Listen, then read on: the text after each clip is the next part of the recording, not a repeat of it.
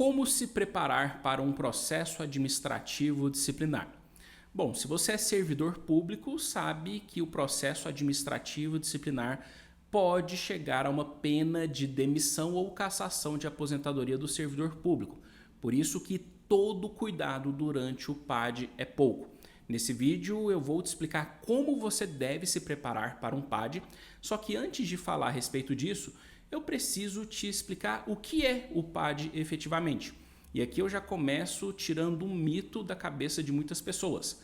Ao contrário do que a maioria dos servidores imaginam, o PAD não serve para punir o servidor público exclusivamente. A utilidade dele vai além.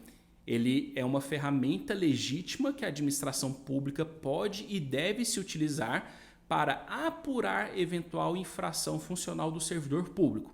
E, a partir dessa apuração, se for constatada uma infração, ou seja, o servidor ele cometeu um ato ilegal, ele pode ser punido e essa pena tem que ser proporcional à infração que ele cometeu. Esse processo administrativo disciplinar, além disso, ele pode ou não ser antecedido de um procedimento investigatório.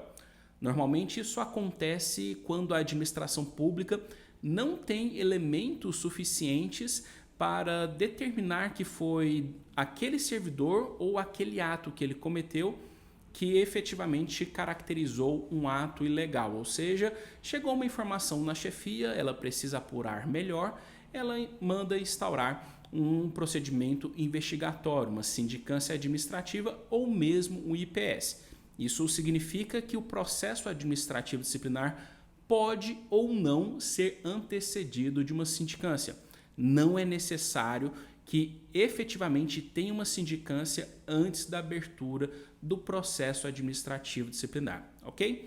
Feitas essas considerações iniciais, é muito importante que você saiba quais são os seus direitos durante o PAD. Eu já fiz um vídeo exclusivamente falando isso daí, vou até deixar o link aqui na descrição do vídeo, mas eu vou dar uma pincelada aqui nos principais direitos que você precisa ter respeitados pela comissão para que isso não gere uma nulidade no processo administrativo disciplinar, ok? E o primeiro direito que você tem é um direito constitucional ao contraditório e à ampla defesa. O que isso significa? A grosso modo, em resumo, significa que você tem o direito de se defender de tudo que acontece durante o PAD, de todas as provas que foram produzidas, tem o direito de participar das oitivas de testemunhas, ou seja, nada do que acontecer ali pode passar sem que você tenha tido a oportunidade de se manifestar. E apesar disso parecer muito lógico, principalmente no cenário que a gente tem os direitos respeitados, né, do contraditório, da ampla defesa, da informação, não são raros os casos que chegam aqui no escritório em que o servidor foi demitido sem saber da existência de um processo administrativo disciplinar. E é claro que isso gera uma nulidade absoluta, cabendo a intervenção do Poder Judiciário, ok? Segundo direito, o servidor público ele tem o direito da presunção de inocência. Isso significa que o ônus da prova para comprovar aquele ilícito é da administração pública. O servidor público não pode ser obrigado a produzir provas contra ele. Vamos supor uma situação hipotética. Chega uma fofoca ali na ouvidoria, que na verdade não aconteceu. A administração pública, até para instaurar o PAD, ela precisa de elementos razoáveis de probabilidade de que aquilo tenha acontecido. Ela não pode simplesmente instaurar um PAD, demitir um servidor falando, fulano de tal falou isso daqui, sem materialidade e sem nenhuma prova contundente de que aquilo efetivamente aconteceu, ok? Terceiro direito que você tem, direito à informação sobre o que está acontecendo no processo. Esse direito é importantíssimo, tá? Por quê? Quando a gente tem um cenário que a comissão de PAD não é isenta, isso significa o quê? Ela foi montada de forma estratégica, direcionada para punir aquele servidor, seja por causa de desavença com a chefia, ou ele fez uma denúncia de atos ilegais que está acontecendo na secretaria, a comissão, muitas das vezes, comete algumas infrações que prejudicam o direito do servidor que está sendo investigado. E eu digo que são infrações porque ela não está respeitando a legislação.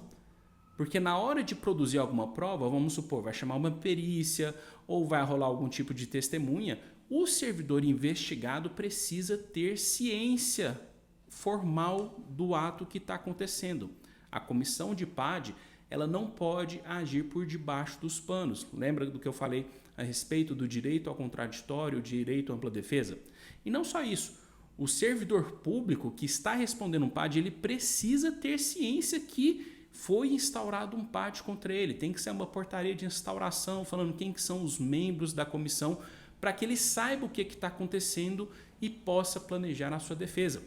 Outras situações que a gente vê aqui com alguma regularidade, o que é lamentável, são PADs que os servidores ficam sabendo por fofocas internas dentro do órgão público e não têm acesso ao processo. Contra isso, cabe medida judicial, mandado de segurança para que o servidor seja imediatamente ciente de tudo o que está acontecendo ali no âmbito da administração pública, ok? Próximo direito importantíssimo, o direito à produção de provas. Isso inclui tudo. Se o servidor está sendo investigado e pode sofrer uma punição, ele tem um direito, que é um desdobramento do contraditório e da ampla defesa, de produzir todas as provas que forem pertinentes para comprovar a inocência dele, a ausência de participação, a ausência de responsabilidade em relação àquele fato ou ato que está sendo investigado. Então ele precisa estar atento ao que está acontecendo no PAD. Eles estão avaliando se aconteceu determinado fato? Tem testemunhas? Se tiver, o que elas presenciaram? Ele precisa rolar essas testemunhas e fazer as perguntas corretas para que seja esclarecida toda essa situação. Da mesma forma, produção de provas documentais. E aqui eu já abro um parêntese importantíssimo. Tem muitas provas que o servidor não tem mais acesso. Ele sabe que existiu alguma situação, algum sistema, alguma troca de e-mails e naquele momento específico, seja por qualquer tipo de situação, ele não está com acesso àquela documentação. Só que a documentação está em posse da administração pública. Então ele precisa se manifestar no processo contando as razões pelas quais aquele documento é importante, ou aquele e-mail, ou aquele ofício, e pedir para a comissão do PAD inverter o ônus da prova. Ou seja, ele vai relatar a situação, olha, durante esse período eu estava na chefia do fulano de tal, que era, sei lá, eu estava cedido a um órgão público, eu preciso desses documentos, e-mail tal, que me autorizou, sei lá, fazer um home office, né? Vamos falar assim. A administração pública, no caso a comissão, ela tem o poder e o dever, principalmente, de oficiar aquela secretaria ou aquela chefia para prestar informações e apresentar esses documentos. Porque se dependesse do servidor e exclusivamente dele, não seria possível produzir aquela prova. Então fique muito atento a isso daí, tá ok? E agora, na minha opinião, um dos principais problemas que os servidores enfrentam durante um PAD, que é um direito dele, ter uma comissão isenta e imparcial. Eu bato muito nessa tecla sempre que eu tenho oportunidade de dar alguma entrevista, de dar alguma palestra, eu falo da importância de nós termos uma carreira específica e imparcial de servidores para comissões de processo administrativo disciplinar. Isso porque a maioria das comissões, apesar de ser bem intencionadas em sua maioria, as pessoas que estão ali não são formadas em direito. É claro que elas recebem algum tipo de orientação, algum tipo de treinamento, leem alguma cartilha, mas o fato é que não são juristas. Isso traz prejuízo. A gente está diante de um procedimento complexo que tem normas de direito constitucional, direito administrativo, direito criminal, direito processual penal, direito processual civil, direito civil. Então não dá para a gente ter esse processo sendo dirigido por membros que não são juristas. Como eu disse, ainda que eles sejam bem intencionados.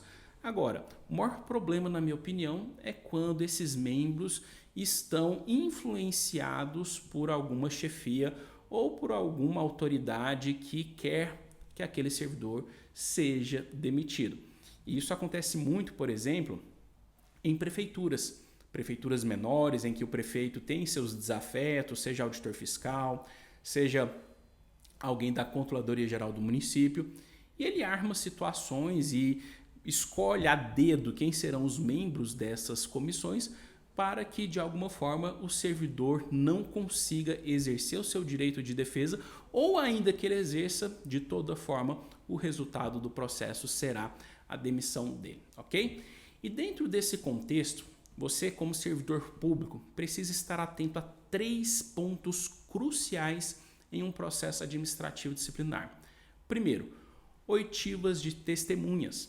Já gravei vídeos específicos sobre isso, vou deixar também aqui na descrição do vídeo, mas fato é que você precisa participar de todas as oitivas. Sejam testemunhas arroladas pela comissão, seja as próprias testemunhas que você levou para comprovar a sua versão dos fatos. É importante que você, juntamente com o seu advogado, participe dessas oitivas e faça as perguntas corretas, até para que as testemunhas que sejam desafetos, do servidor não se sintam confortáveis de estar mentindo ali, de estar inventando situações. E mais, se existe uma animosidade entre aquelas pessoas que serão ouvidas, é importante que o advogado faça a contradita para que aquela testemunha não seja ouvida como testemunha, e sim como informante, porque isso diminui a relevância do depoimento dela, porque ela não está compromissada com a verdade, ok? Outro ponto importante é o interrogatório do servidor público. Eu já fiz também um vídeo específico sobre o interrogatório, vou deixar aqui, mas apesar de existir o direito ao silêncio, ou seja, o servidor ele não é obrigado a responder as perguntas da comissão, na maioria dos casos é importante sim que o servidor responda a todas as perguntas, tá? Esclarecendo, dando a sua versão dos fatos, mostrando o que aconteceu. Tem coisas que a gente consegue expressar muito melhor na fala do que na defesa escrita, Então, assim, se for estratégico se utilizar do direito ao silêncio, utilize. Isso quem vai definir é você, com a sua defesa, com o seu advogado. Só que, mais uma vez, na maioria dos casos não é interessante. O momento do interrogatório é quando você tem o acesso direto à comissão de PAD para trazer a sua versão dos fatos, ok? Por último, eu quero destacar a importância da defesa escrita. Pessoal, falei aqui da importância do interrogatório, e o interrogatório, conjuntamente com a defesa escrita, eles são os pilares da sua defesa. Então, na defesa escrita, você tem que trazer todas as informações relevantes do PAD. Tem PAD que demora muito, está muito extenso, então você tem que fazer um resuminho lá. Já fiz também um vídeo a respeito desses pontos necessários de uma defesa, também vou deixar aqui na descrição do vídeo, mas o fato é que você precisa refutar tudo o que está sendo imputado contra você, você precisa destacar os pontos relevantes e que vão te favorecer, para isentar a sua responsabilidade ou ao menos atenuar a pena. Tem que destacar eventuais problemas que aconteceram durante o PAD. Então vamos supor, a comissão rejeitou a oitiva de uma testemunha e aquela testemunha foi fundamental ou seria fundamental para a sua defesa, você precisa pontuar isso na sua defesa, em que pese outras medidas judiciais cabíveis, como a impetração de um mandado de segurança exclusivamente para ouvir aquela testemunha.